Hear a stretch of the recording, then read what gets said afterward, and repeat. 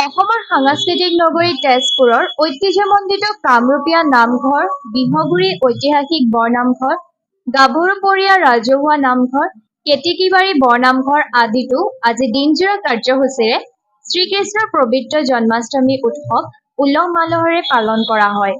পুৱাই পবিত্ৰতাৰে আয়তীসকলে আৰু ভকত বৈষ্ণৱে মিলি নামঘৰ পৰিষ্কাৰকৰণ কৰি ধূপ-দীপ নৈবেদ্যৰে ভগৱান কৃষ্ণৰ নাম কীৰ্তন কৰে আৰু ৰাজহুৱাভাৱে নাম লৈ কৃষ্ণ বন্দনাৰে ভক্তিৰসত বুৰ যোৱা দেখা যায়।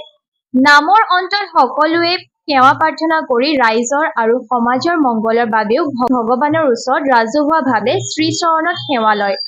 ইয়াৰ পিছতে প্ৰসাদ আৰু ভোগ বিতৰণেৰে দিনটোৰ কাৰ্যসূচী সমাপ্তি কৰে।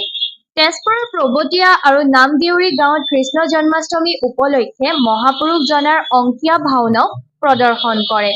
এই ভাওনাত অভিনয়ৰ প্ৰথমে গায়ন-বায়নসকলে বৰ ধেমালি সৰু ধেমালি বজোৱাৰ পিছতে সূত্ৰধাৰী প্ৰৱেশ আৰু পিছতে ভাৱৰীয়াৰ প্ৰৱেশ কৰি অভিনয় প্ৰতিভাৰে সকলো দৰ্শনকাৰীক পৰম্পৰাগত ভক্তিৰসত বুৰাই বিশেষভাৱে আপ্লুত কৰে। বহুতো নামঘৰত নিশালৈ জন্মাষ্টমী পালন কৰাত দিহা কৰা হৈছে আৰু বৰ্তমান সমাজত যি নৈতিকতাৰ স্খলন হৈছে সেয়াৰ পৰা সমাজখনক সুৰক্ষা দিয়াৰ বাবেও জ্যেষ্ঠজনে ঈশ্বৰৰ চৰণত প্ৰণিপাত জনায় আৰু লগতে এই কুকাৰ্যত জড়িতসকলক উচিত শাস্তিৰো আয়তীসকলে দাবী কৰে। কৃষ্ণৰ জন্মতিথি সকলোৱে আমাৰ গোটেই অসমৰ মানুহে জানে, সকলোৰে এইটো বিখ্যাত। এই তিথি উপলক্ষে আমি এই নামঘৰত সকলো আইসকলৰ সৈতে একত্ৰিত হৈ পেলাই ইয়াতে নাম কীৰ্তন কৰিছোঁ। ইয়াত নাম কীৰ্তন কৰিছোঁ, আমাৰ বহুত ভাল লাগে। নাম কীৰ্তন কৰিলে মনটো শান্তি লাগে, সুখ লাগে।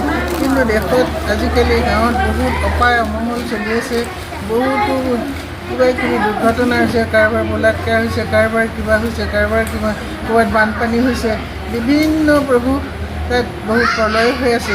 এই প্ৰলয়বিলাকৰ পৰাই আমি প্ৰত্যেক বধ মাহত এনেকৈ নাম কীৰ্তন কৰোঁ। ইয়াত যাতে সকলোৱে শান্তি হয়, এই দেশৰ শান্তি হ'লেই আমাৰো শান্তি, সেয়েহে আমি এই নাম কীৰ্তন কৰিছোঁ। ইয়াত যদি আৰু মানে আমাৰ গাঁওখনো ইমান ডাঙৰ গাঁও নহয়, ইয়াতে সকলো বেছি মানুহো নাই, আমি অলপ মানুহ আছোঁ। তাৰে সৈতে আমি এনেকৈ যি পাৰিছোঁ তাকেই দি পেলাই ঈশ্বৰৰ ওচৰত আমি প্ৰাৰ্থনা জনাইছোঁ যাতে সকলোৰে মংগল হওক, আমি শান্তি আহক, সেয়ে আমি বিচাৰোঁ।